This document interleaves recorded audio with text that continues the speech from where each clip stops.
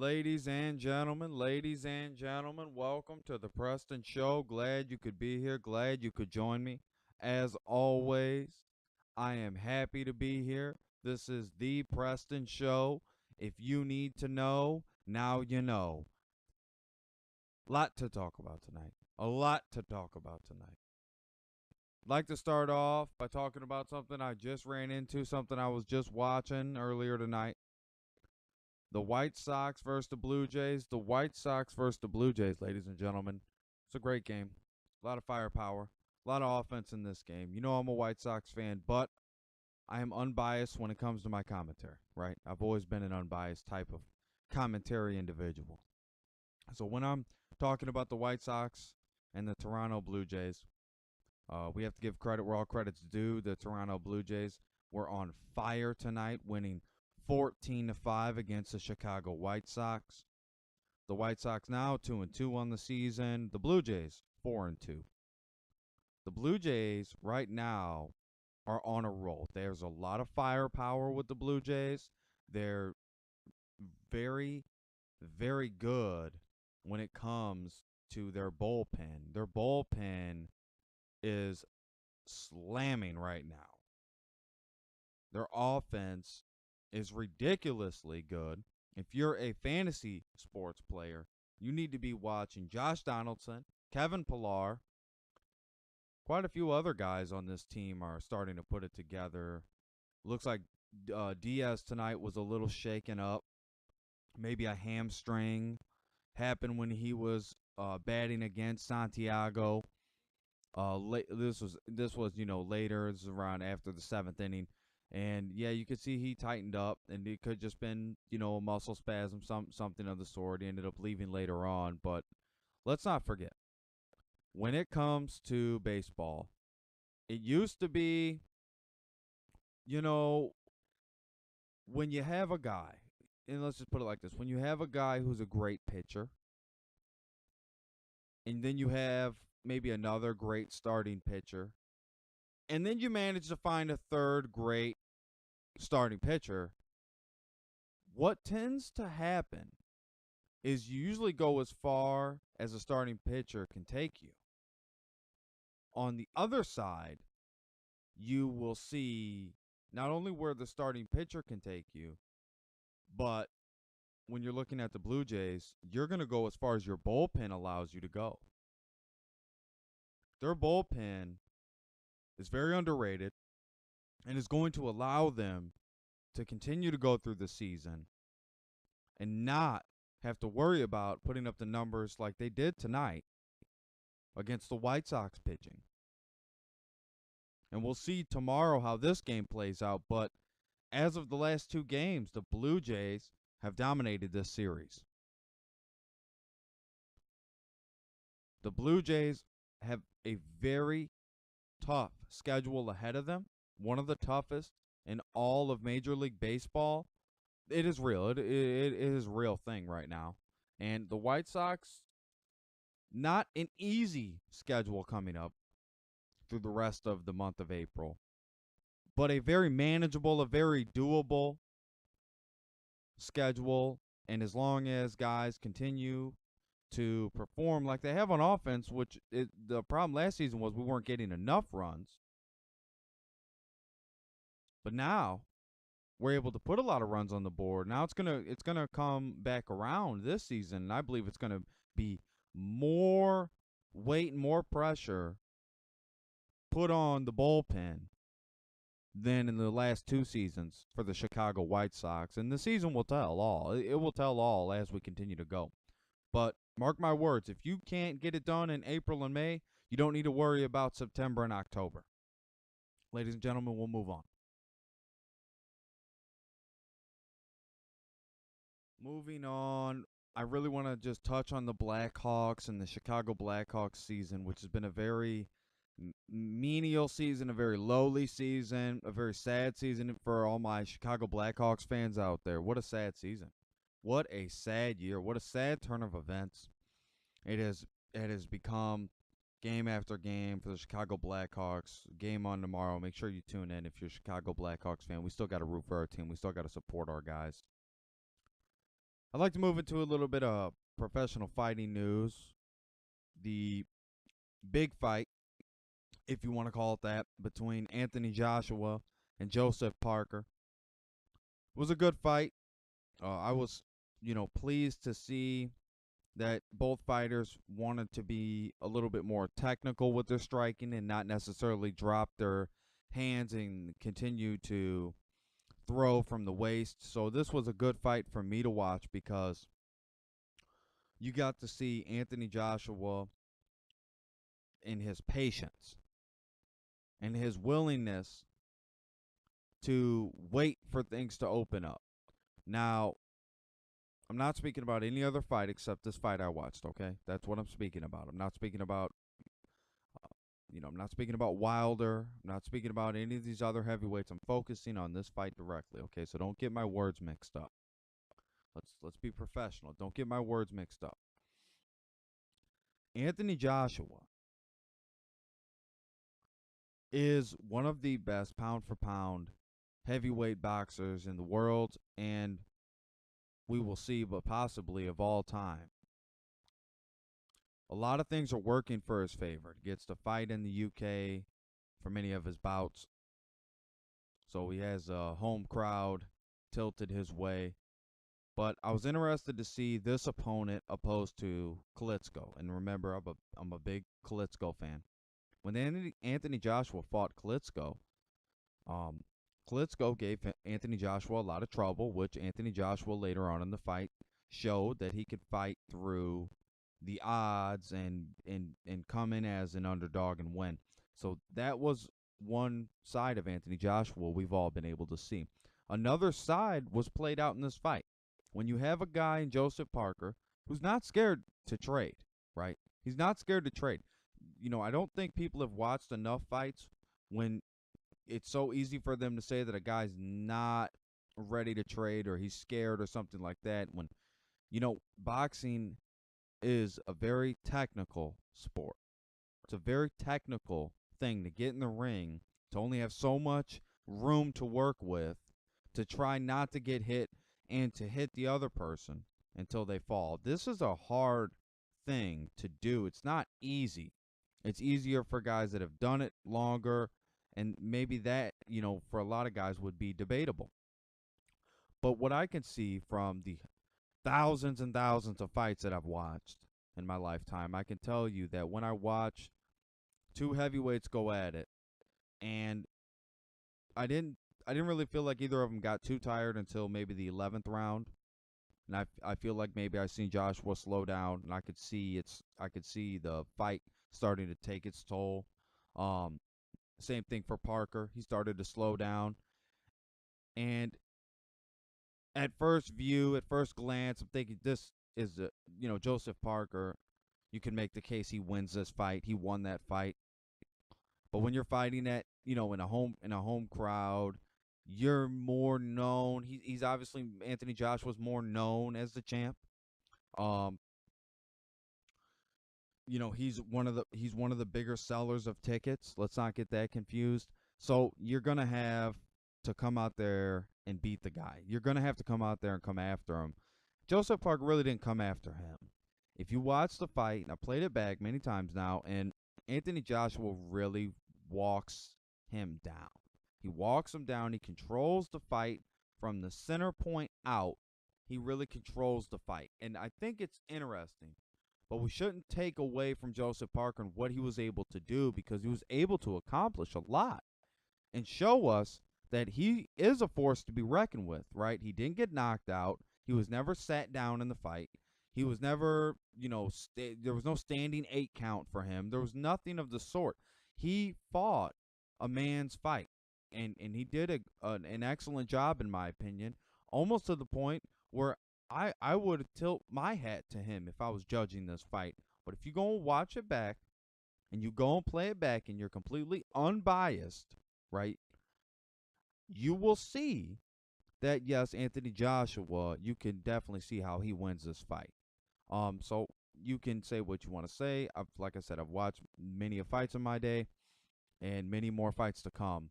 but I'm more interested now to see who Anthony Joshua will fight, and I hope this Anthony Joshua versus Deontay Wilder fight does go through, and I hope it goes down. But I'm not going to hold my breath and wait for this fight.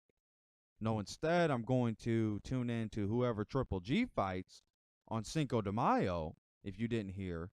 And Triple G is going to be fighting on Cinco de Mayo, May 5th. And he is going to be fighting someone who's unknown. We don't know yet, right? It's not been named. The person has not been named. So stay tuned. We're going to find out who that is eventually. And it's not going to be much longer now, right? Can't be much longer. So the suspense is building. Hopefully we find out sooner than later. I believe we'll find out by Friday. But that's still, in the works. So we'll find out, though. We'll definitely find out. But it's a sad thing, and I'm only going to touch on this briefly, but it's a sad thing to see the Canelo versus Triple G fight get canceled. I understand why. Okay, with Canelo dropping dirty, right? I can understand why the fight was canceled. And I have nothing bad to say about Canelo. He's still my favorite boxer in the game right now. He's still my favorite boxer in the game right now. And in all of professional boxing, I've all this has done, it just made me more of a Triple G fan, but not to the point where I'll bash Canelo or anything like that. Look, guys make mistakes. People make mistakes. There's a difference between intentional and unintentional. And I truly believe this was an unintentional mistake by Canelo and Canelo's team. And I think that going forward, he's going to learn a lot from this and become a greater fighter than you want to believe. And any of the people that hate him, I understand this gives them more fuel for the fire. We understand that. But to me, it's not about the hate. To me, it's about appreciating the sport and what these guys bring to the sport. And I'm even interested to see where Joseph Parker goes from here, even though he's lost his belt now to Anthony Joshua. And I understand that that's a hard thing to, it's a hard pill to swallow and to be able to keep moving. So we'll see who he fights next, but he is still top of the food chain talent. And, I'd really like to see him get in there with anybody who's top level right now. And, going forward, we'll see how that all plays out. But I really want to see, and I hope people are listening and are out there pushing for it, and I really want to see Deontay Wilder versus Anthony Joshua to settle it once and for all who is the greatest heavyweight in the game right now. Because between those two guys, one of them is the greatest pound for pound in the heavyweight division right now in all of professional boxing. No doubt about it. Moving forward, rapper named Tekashi 6ix9ine. I don't know if anybody's out there heard of him.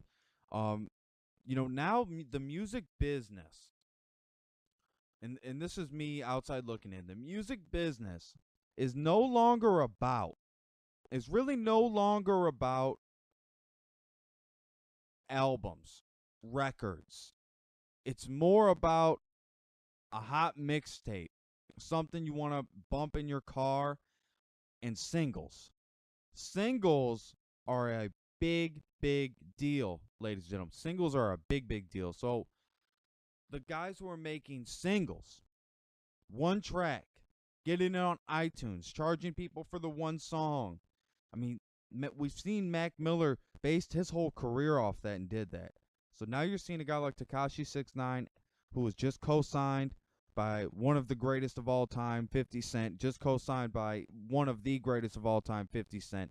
And the future in the sky is so bright for this young man, and I really hope he understands that, and I really hope he takes that in stride in whatever he does going forward. But, especially on the music end and the music business, I have an old soul. I listen to a lot of old music. My favorite music is blues. I love Stevie Ray Vaughan. I like Muddy Waters. B.B. King. Give me some of that. Play some of that on a Sunday afternoon. You know what I'm saying? Hip-hop is a totally different thing. I believe hip-hop music can make you more productive listening to it. I believe hip-hop music can open your eyes to things you wouldn't have heard or seen before. And I believe truly good hip-hop is still out there and still lives. And Tekashi 6ix9ine is one of those artists that I believe is trying to continue that trend.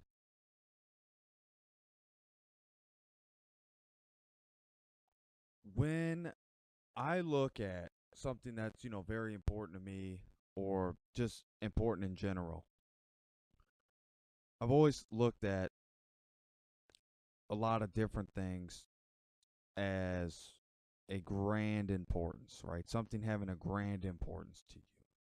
Sports was always something that had a great impact on me, a grand importance, whether it was watching or playing with people I know or friends, whatever it was. I always thought that, this is something that has a great impact on me. The XFL, right? I heard this through the chain, through the arms of the media. The rumor mill is spoken. The NFL needs to pay attention to what I have to say here. There is possibly going to be another football league challenge the NFL. This happened once upon a time. Vince McMahon running the show. It might happen again with Vince McMahon running the show. Ladies and gentlemen, the XFL possible comeback in the year 2020. The NFL better pay attention. They better pay attention hard. They still have time to save what is left of the league. Dignity aside, progression aside, let's focus on the importance of football. Football is a character building game. It's a team building game. It's a game that only men can play. Now, so others make the case that women can play this game too. Yes, they can, but they can't play this game with men because that would be damaging to people's health, mentally and physically on both sides. So if women want to play football with other women, absolutely, more power to you. I'll tune in. I will give you that view. Right? That's awesome. But let's just focus on one part of this here. This is a man's game at the end of the day. Not a lot of things out there for men to go out and grab and say, that's us. Let me hit my chest for that one. Right? It's not working out. Working out's for everybody. I mean, you can make the case that there's sports, and that might be it. And only certain sports that actual men could look out and say, man, only a man could do that. Only a guy could do that. There's not many things like that left. So can people just let us have our freaking things that we like without having a pissing contest with each other about who can dump on the most? Right? Who can trash someone the hardest? Why does it always have to be about that? Why do people feel like they gain something from attacking somebody? No, what I'm specifically talking about is not a man's world, but a man's game.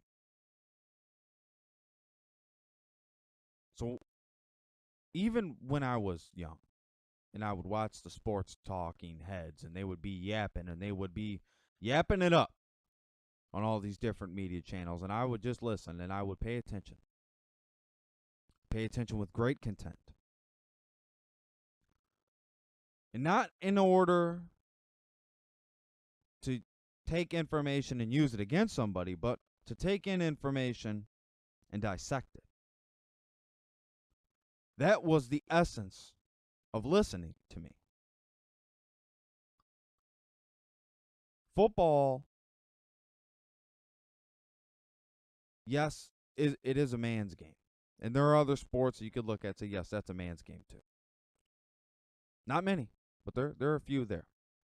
So when we talk about this man's game, obviously if women feel like they want to play, I feel like they should play, but they need their own league and they need their own, accommodations for that league, and everything would have to be set up in a certain way, in a certain manner. But not only are you talking about something that's dangerous, you're talking about something that, no matter what, is going to leave you with some type of scars, mentally and physically. And that's what football is. That's why I would say, no matter who you are, you should always question yourself before you play this game. So for the men and women who do decide to play football, I congratulate you. I tilt my hat to you. Because I know myself that I always questioned playing the game when I played the game. And it wasn't a matter of questioning my love for it. It was a matter of questioning my health. It was a matter of questioning physically if I could really do damage to myself. Which I did, but I mean, that's neither here nor there. When I look at the game of football on a professional level, there's no one making the case that you're going to throw a woman in there and have her compete on that level. It's never even talked about. There's more people out there trying to get this stopped than would ever try making that argument. But think for a second with me. What if a football league were to throw a woman into said game, man's game? What if a league like the XFL were to throw a very strong-bodied woman into this said game with different rules and not the same football as your normal Sunday night? Would you watch? Would you be interested? Food for thought. Food for thought. I'd be interested. I'd watch just as I'd watch the NBA incorporate a woman into that game. Sports. Sports are a great tool. They're a great tool for people to feel a sense of community, to feel a sense of recognition.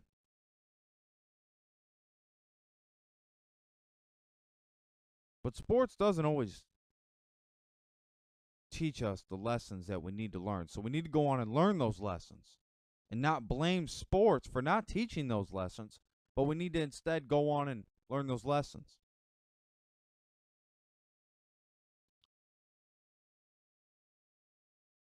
I don't have an opinion whether or not a woman should play in professional football. My opinion is more of, I would be interested to see. That is really where my stance is on it. I don't have an opinion whether or not they should do it. I would just be interested to see. Would you be interested to see that? Would any of you out there be interested to see that? Food for thought. Food for thought. The XFL could be something bigger than the NFL in the long term. I'm interested in another football league. And I'm not talking arena football, because arena football has its place. But a very different football league than the one that is there now would definitely entice and encourage me to turn on that game. I'm just putting it out there. I'm just putting it out there. iHeart Radio. We all love iHeart Radio. I love iHeart Radio. Filed bankruptcy now more than 2 weeks ago. It's a classic case of debt becoming the nail in the coffin, ladies and gentlemen. A classic case of debt becoming something of a monster. People are interesting. People are funny. People will sit there and tell you they don't believe in gambling. They think it's bad. They think it's evil. They think it hurts you. You know what's funny to me? Some of these same people are the people that get married. So the same people that are married, which, mind you, has a 40% chance to fail. Hello. Has a 40% chance to fail. Hello. Want to coach you and teach you about gambling. Hello. This is what I always tell people. I say you're going to teach me something about gambling? Because I might want to put a quarter down or $1 down on a DraftKings game. Might have a chance to win $900, maybe. And I always tell these people, you're the biggest gambler I know. I don't know anybody taking 50-50 odds. 50-50 odds? I don't know. I don't know too many people who take that odd. Take that chance with their life. Taking chances with money is one thing. You can make more money. You can make double that with a good job, good paying job. 2 good paying jobs. How about that? You can make that money back. Right? You can lose money and make that back, right? You can't? Well, you shouldn't be gambling in the first place, then. Talk about your life. Talking about honoring a commitment. You're talking about saying the words you do with a 40% chance that it's going to go down the gutter. But you want to tell me about gambling. I'm interested. I'm interested in this logic here. I'm interested in how much thought went into that process. People settle. Okay. I've watched adults since I was a kid, till I became an adult, until I became older than an adult. People settle. You don't believe me? You don't believe that? Look around. People settle. If you don't believe that, maybe you don't have enough experience. Maybe you live in a bubble. Maybe you live in an oxidized bubble where nothing ever gets in.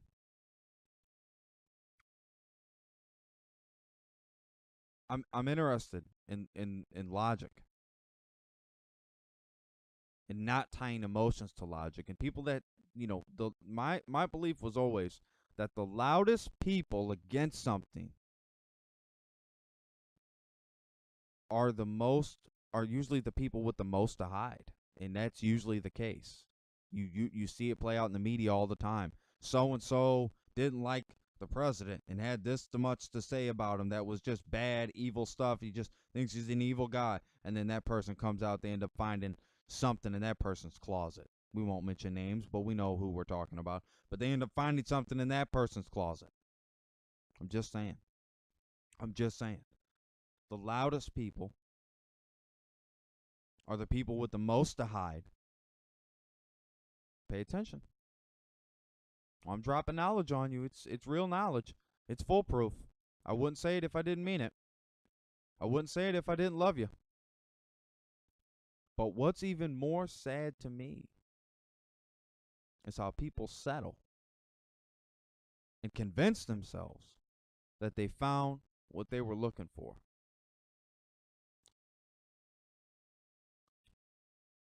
Every day, I believe it's good to have a routine or a method about how you go through your day. I think it's important. I don't think you should get too much of the same, but you also, be very careful about what else it is that you're doing. Be careful when it comes to your livelihood. Be careful when it comes to your value system and others who may try to break your values. But I will always continue to be interested in logic. I will always continue to be interested in the facts, in the numbers. Let's get it right. Let's not try to be right today, ladies and gentlemen. I think that is the best way to go. And everybody, I want you to know, I have a hidden gem for you. We're going to wrap it up here. We're going to wrap it up here after the hidden gem. But I want you to know, thank you for tuning in. Thanks for being here with me. I'm not mad at you if you've been married. I'm not mad if you have never been married, and damn it all to hell. I'm not married. I'm not mad at you if you've been divorced. I'm not the Catholic Church. I don't give a damn. What matters to me is that people make their points without trying to persuade people. That manipulating becomes something that has died. Those are two things I'd like to see in the world. Put your points out there. People will chew on that. If something's already good, just like a good friend of mine always says, if something's already good, you shouldn't have to sell it to me. You should be able to tell me about it. And we'll leave it at that. Ladies and gentlemen, the hidden gem of the week is a great game on Xbox Now. You can find it on the computer, on Steam. You can find it anywhere. Go look around. Hunter, Call of the Wild. Hunter, Call of the Wild. Ladies and gentlemen, just like the hands of time, I'm turning it over to you. Good night, everyone.